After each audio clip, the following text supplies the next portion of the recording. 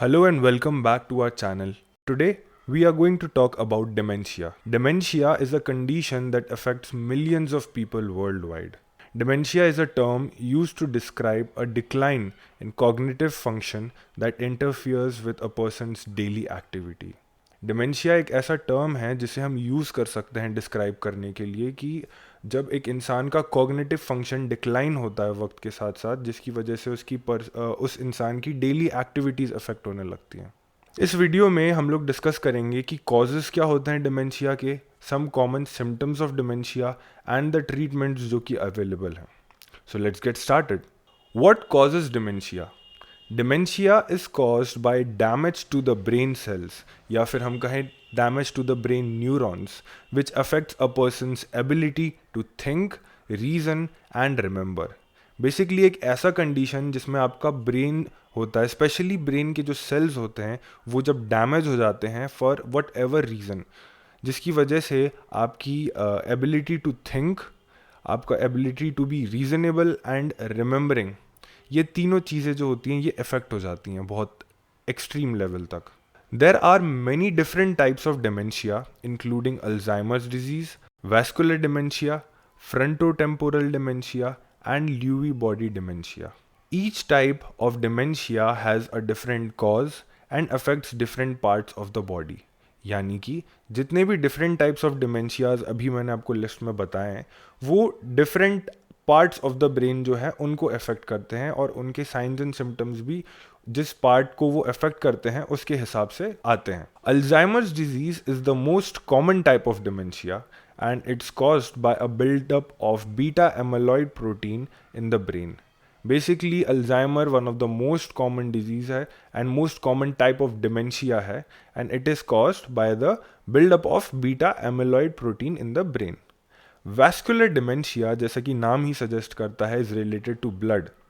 तो vascular dementia is caused by reduced blood flow to the brain, which can result from a stroke, because stroke mainly occurs whenever there is inadequate blood supply to the brain, या फिर किसी और vascular conditions की वजह से भी। तो improper blood supply की वजह से जो ब्रेन टिश्यूज़ हैं वो डैमेज हो सकते हैं, जिसकी वजह से they can show science of vascular dementia. Next, frontotemporal dementia. Frontotemporal dementia is caused by damage to the frontal and temporal lobes of the brain.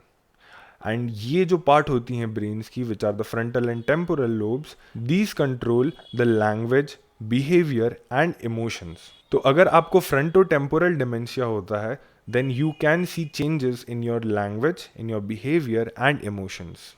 Lewy body dementia is caused by the buildup of abnormal proteins in the brain, which can lead to visual hallucinations and Parkinson's-like symptoms. तो Lewy body dementia जो होता है वो एक ऐसा type of dementia है which is caused due to abnormal buildup of protein। जब abnormal protein deposit होने लगता है हमारी ब्रेन में, जिसकी वजह से हमें हेल्यूसिनेशंस होने लगते हैं और पार्किंसंस के जैसे सिम्टम्स होने लगते हैं। What are the common symptoms of dementia?